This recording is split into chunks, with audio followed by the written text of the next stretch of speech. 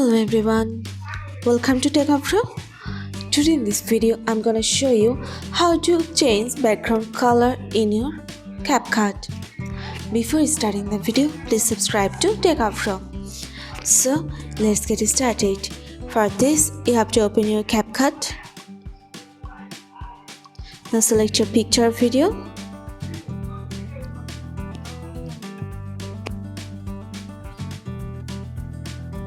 Now select your background. Set your picture.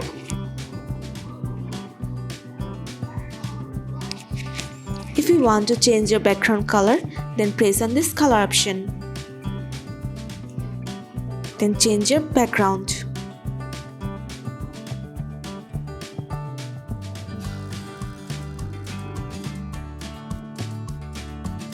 Then press on this sign option.